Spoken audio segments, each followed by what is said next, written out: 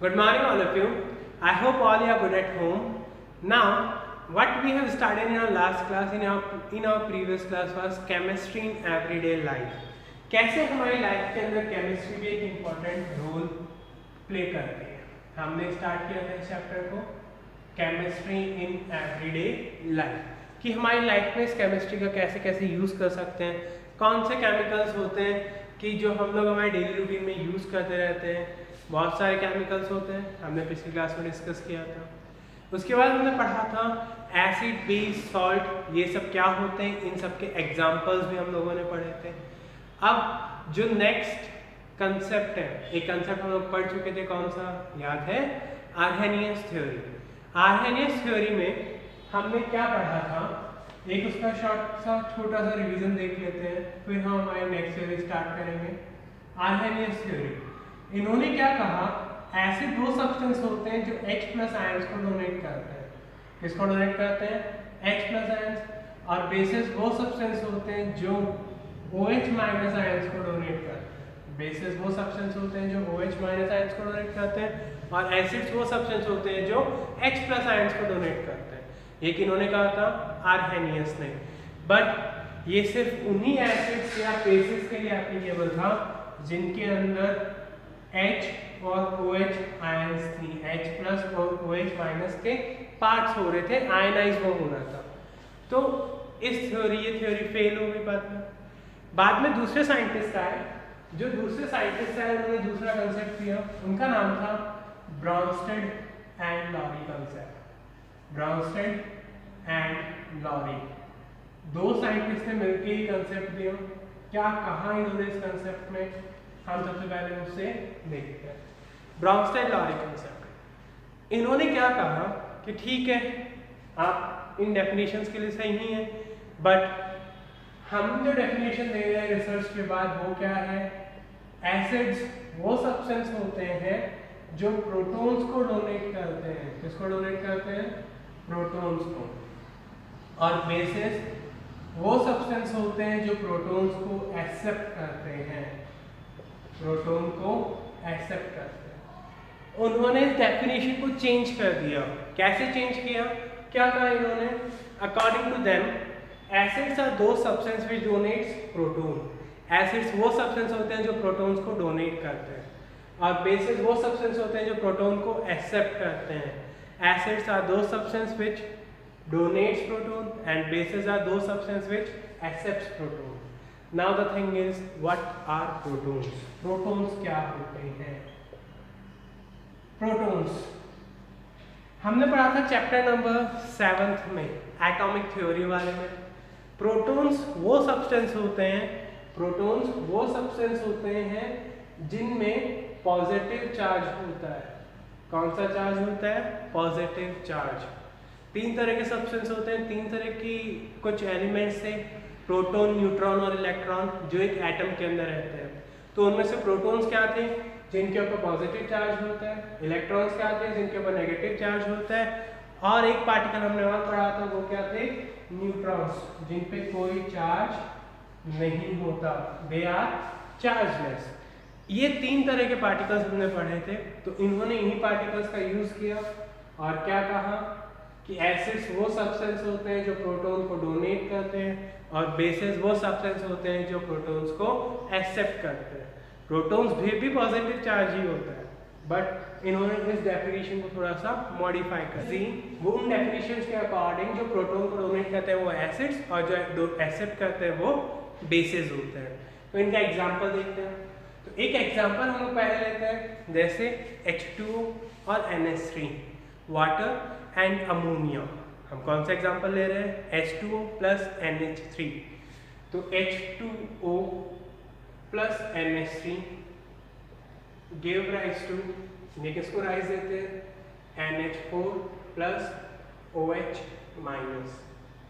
अब ध्यान से इस रिएक्शन को देखिए. इस रिएक्शन में क्या हुआ? जो H2O यहाँ पर था, जो H2O यहाँ पर था, वो किस में कन्वर्ट हो गया? OH माइनस में. ये H2O किस में कन्वर्ट हो गया? OH माइनस में. तो जैसे ही H2O OH माइनस में कन्वर्ट हुआ तो क्या हुआ कि यहाँ पर एक हाइड्रोजन कम हो गया, एक H प्लस का आयन क्या हो गया? कम। और जब प्रोटॉन कम होता है, कम होने का मतलब होता है डोनेट हो गया। प्रोटॉन कम होने का मतलब होता है प्रोटॉन क्या हो गया, डोनेट हो गया। और जैसे ही इसने प्रोटॉन डोनेट किया तो ये क्या बन गया, एसिड बन गया। क्या बन गया, एसिड।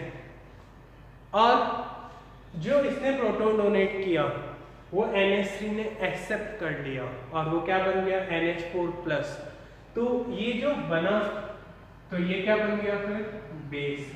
ये क्या बन गया, बेस। Getting my point?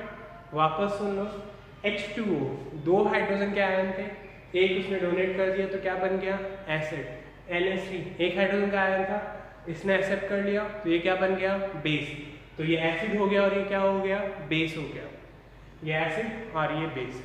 अब इन्हें क्या बोलते हैं, इसका नाम क्या होता है, अमोनियम आयन। क्या बोलते हैं इसे, अमोनियम आयन। और ये आयन हम लोग पढ़ चुके हैं, हाइड्रोक्साइड आयन। ये आयन कौन सी होती है, हाइड्रोक्साइड आयन। तो ये 2 आयन्स हमारे पास बन गए। कैसे बनी ये क्लियर है, कैसे बनी ये क्लियर है सबको। नाउ व्हाट हैपेंस, जो ये एसिड था, एसिड जब इसने डोनेट किया तो ये क्या, अब इसे क्या बोलते हैं, हाइड्रोजन ऑक्साइड आयन को इसे बोलते हैं कंजुगेट बेस। क्या बोलते हैं इसे, कंजुगेट बेस। और इसे क्या बोलते हैं, कंजुगेट एसिड। तो 4 चीजें हमने सीखी। 4 चीजें कौन कौन सी सीखी। पहली चीज H+ किस में कन्वर्ट हो गया, H+ जैसे डोनेट हुआ तो ये क्या बन गया, एसिड। जिसने एक्सेप्ट किया वो क्या बन गया, बेस। वो क्या बन गया, बेस। तो अमोनियम आयन, अमोनियम आयन क्या है यहाँ पे, कंजुगेट एसिड। क्या है ये, कंजुगेट एसिड। और ये क्या है यहाँ पे, कंजुगेट बेस। कंजुगेट क्या है, conjugate is just the word given by them for pairing, for pairing. जैसे अब इस क्वेश्चन में क्वेश्चन पूछा जाए कि इस एग्जांपल में क्वेश्चन पूछा जाए कि एसिड कौन सा है, तो एसिड कौन सा होगा, H2O। बट इसमें पूछा जाए कंजुगेट एसिड कौन सा होगा, तो कंजुगेट एसिड कौन सा होगा, अमोनियम। बट इसमें अगर ऐसे ही पूछा जाए कंजुगेट बेस कौन सा होगा, तो कंजुगेट बेस कौन सा होगा, OH-। तो ये हमें पता होना चाहिए कैसे।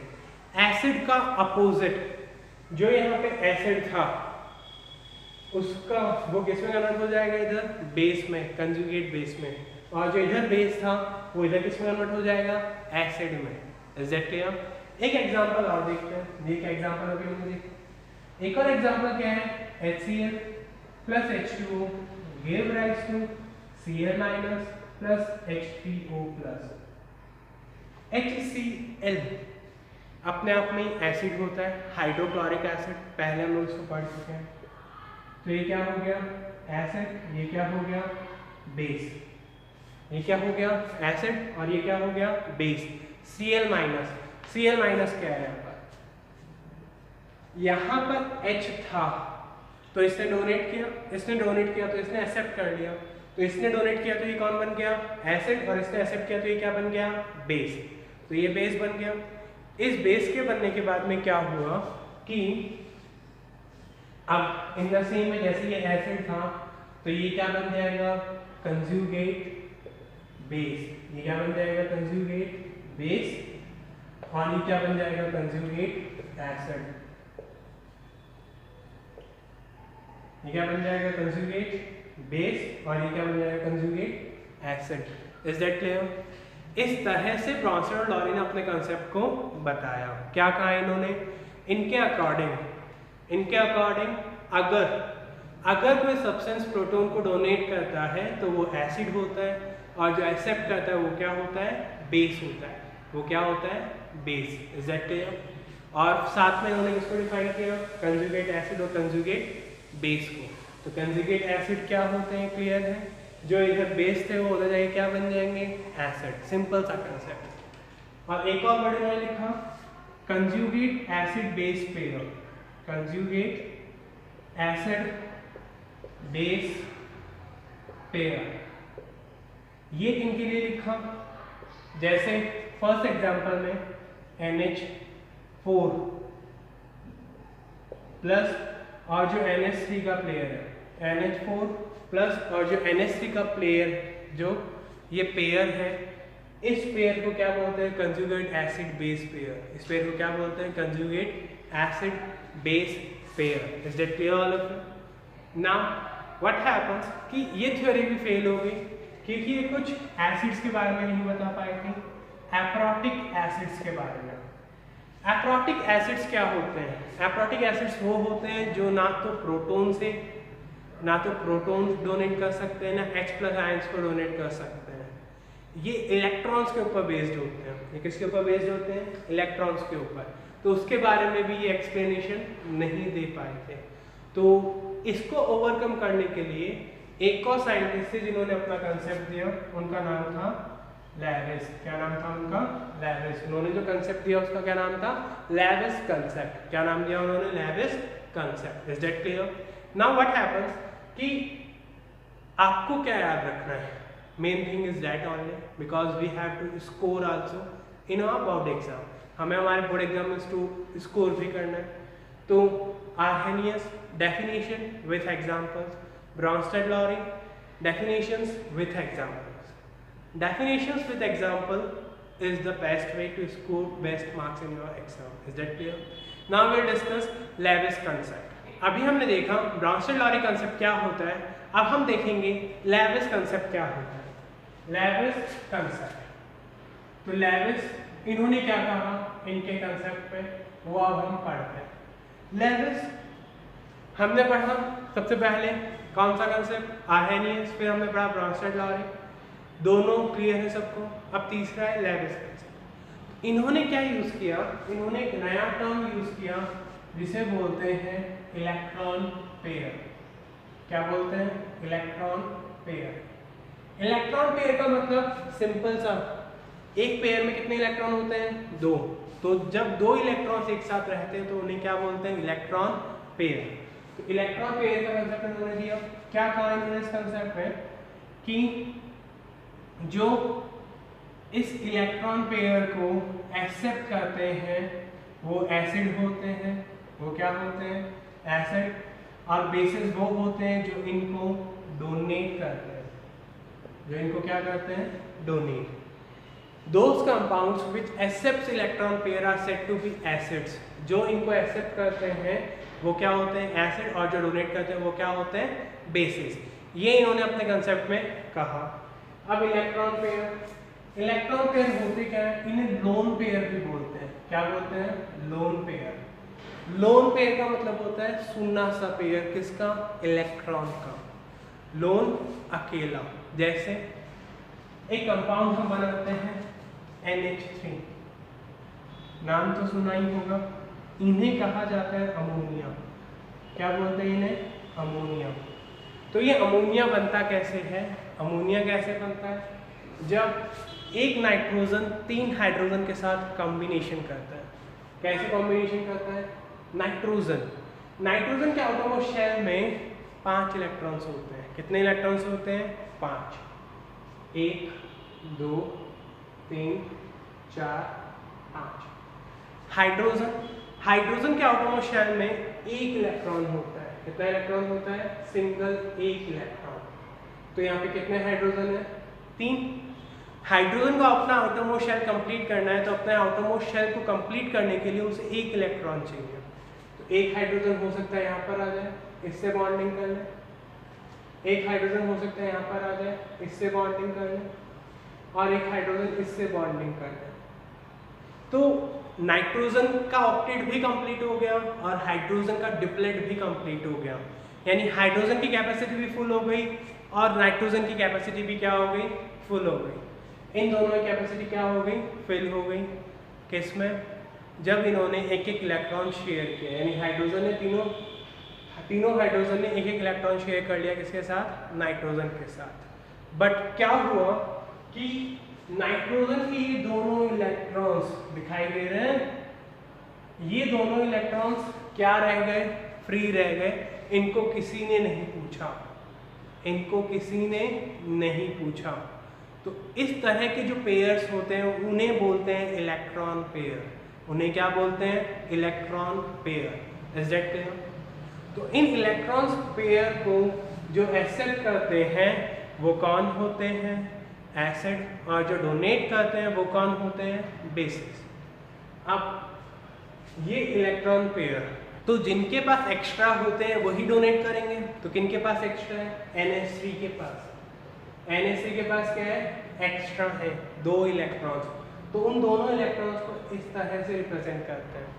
ये कौन होते हैं, बेसिस। ये कौन होते हैं, बेसिस। जिनके पास एक्स्ट्रा होते हैं वो क्या होते हैं, बेसिस होते हैं। जिनके पास कम होते हैं जैसे BF3, बोरोन ट्राइफ्लोराइड, क्या होता है ये, बोरोन ट्राइफ्लोराइड। बोरोन का एटॉमिक नंबर होता है 5, आउटरमोस्ट शेल में कितने इलेक्ट्रॉन्स होंगे, 3। तो एक इलेक्ट्रॉन बोरोन का यहाँ पर, एक यहाँ पर और एक यहाँ पर। इन्होंने फ्लोरीन के साथ बॉन्ड बना दिया, एक फ्लोरीन, दूसरा फ्लोरीन और तीसरा फ्लोरीन। ये कौन है, बोरोन। इन्होंने बॉन्ड बना दिया। अब बॉन्ड बनाने के बाद क्या होगा कि बोरोन के आउटरमोस्ट शेल में कितने इलेक्ट्रॉन्स आ गए, 2, 2 4 और 2 6। बोरोन के पास अभी भी 2 इलेक्ट्रॉन्स क्या हैं, कम हैं। तो जिनके पास कम होंगे वो कौन होंगे, एसिड्स, और जिनके पास ज़्यादा होंगे वो कौन होंगे, बेसिस। वो क्या होंगे, बेसिस। Is that clear. जिनके पास 2 इलेक्ट्रॉन्स ज़्यादा हैं, एक्सिस में हैं, वो क्या है, बेसिस, और जिनके पास 2 कम है वो क्या है, एसिड्स। तो बेसिस ही क्या करेंगे, डोनेट करेंगे, और एसिड्स क्या कर लेंगे, उनको एक्सेप्ट कर लेंगे। बट ये सब होता कैसे, एक रिएक्शन के थ्रू समझते हैं। जैसे NH3, इसके ये दोनों इलेक्ट्रॉन्स जो इसके पास एक्स्ट्रा थे, इन्होंने रिएक्शन की BF3 से। BF3 क्या है, जिसके पास 2 इलेक्ट्रॉन्स कम थे। तो जैसे ये रिएक्शन होती है तो क्या बनता है, ये इस तरह से अरेंज हो जाते हैं, H3N, और N ने अपने दोनों इलेक्ट्रॉन्स किसको डोनेट कर दिए, B को। तो ये क्या बन गया, ये एरो दिखाई दे रहा है, ये जो ऊपर एरो है, ये एरो रिप्रेजेंट करता है कोऑर्डिनेट बॉन्ड को। ये किसको रिप्रेजेंट करता है, कोऑर्डिनेट बॉन्ड को। कोऑर्डिनेट बॉन्ड ये कौन से बॉन्ड होते हैं, ये एक तरह के कोवेलेंट बॉन्ड ही होते हैं। ये क्या होते हैं, एक तरह के कोवेलेंट बॉन्ड। एक तरह के कोवेलेंट बॉन्ड ही होते हैं, बट क्या डिफरेंस होता है, ये जो कोवेलेंट बॉन्ड होते हैं इनमें एक ही एटम इलेक्ट्रॉन को शेयर करता है।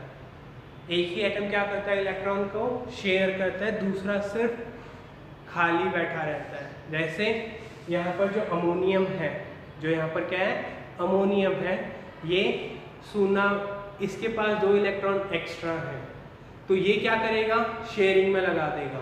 बट बोरोन ट्राइफ्लोराइड के पास 2 इलेक्ट्रॉन कम है, तो वो क्या बैठा रहेगा, चुपचाप बैठा रहेगा।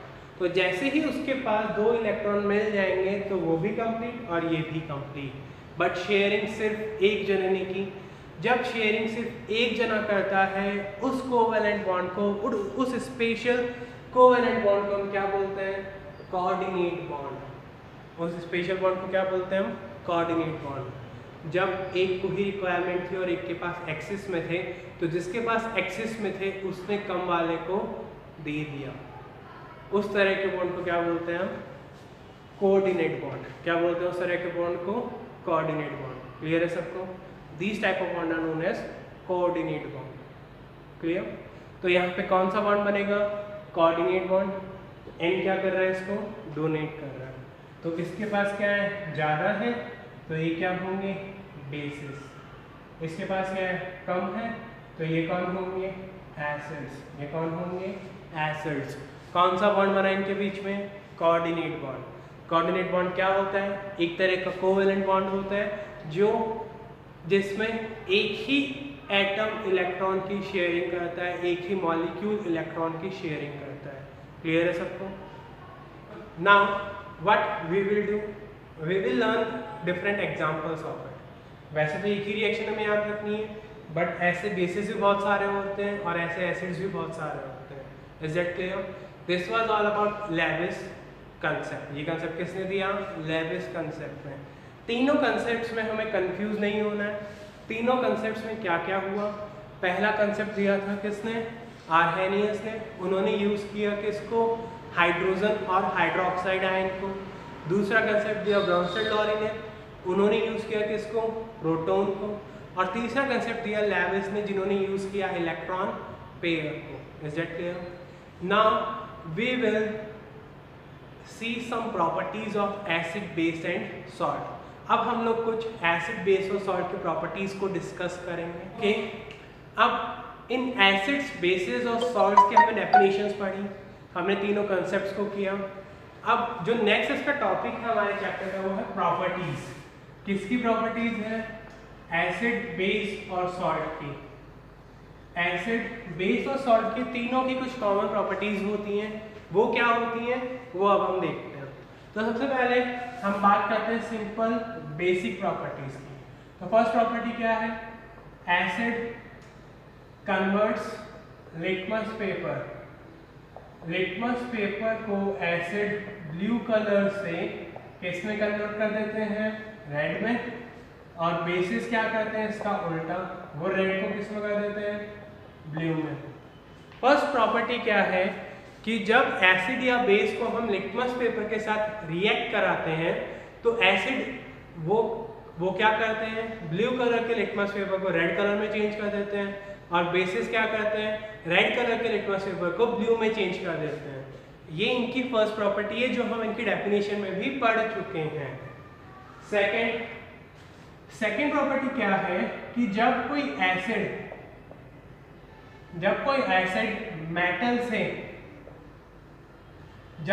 एसिड मेटल से रिएक्ट करता है तो वो क्या बनाते हैं?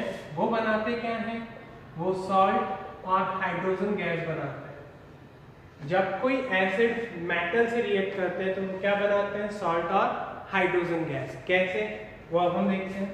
जैसे कि मैंने बीकर लिया, इस बीकर को मैंने एयर टाइट कर दिया। क्या कर दिया? इस बीकर को एयर टाइट, और सिर्फ इसके अंदर एक छोटा सा गैप है, एक ट्यूब की तरह इससे निकलता हुआ। और ये ट्यूब किसके अंदर जा रही है? सोप सॉल्यूशन के अंदर। किसके अंदर जा रही है? Soap solution. ये क्या है? Soap solution. अब क्या किया मैंने इस बीकर में, वो ध्यान से देखिएगा।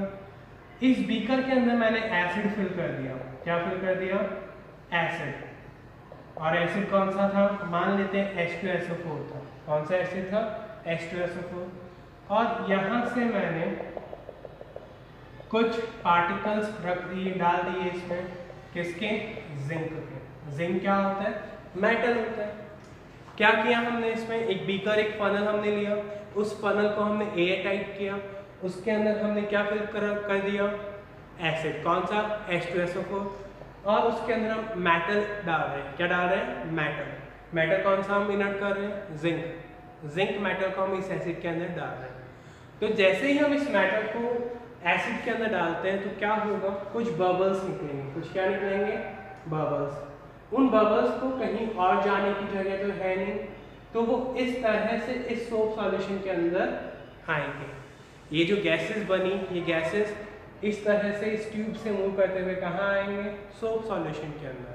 और जैसे ही हमें पता है कि साबुन के अंदर या पानी के अंदर एयर आ जाती है या कोई गैस आ जाती है तो वहाँ पे क्या निकलते हैं? बबल्स बाहर निकलते हैं। क्या बाहर निकलते हैं? बबल्स। ठीक उसी तरह जैसे ही ये गैस इसके अंदर आएगी तो यहाँ से बबल्स बाहर निकलना क्या होंगे? स्टार्ट होंगे। और जैसे ही बबल्स बाहर निकलेंगे, अब हमें पता नहीं है कि ये गैस कौन सी है, ये हाइड्रोजन गैस है या नहीं है। हमने क्या किया? इन बबल्स के पास एक बर्निंग कैंडल ले आए। क्या ले आए? एक हम बर्निंग कैंडल।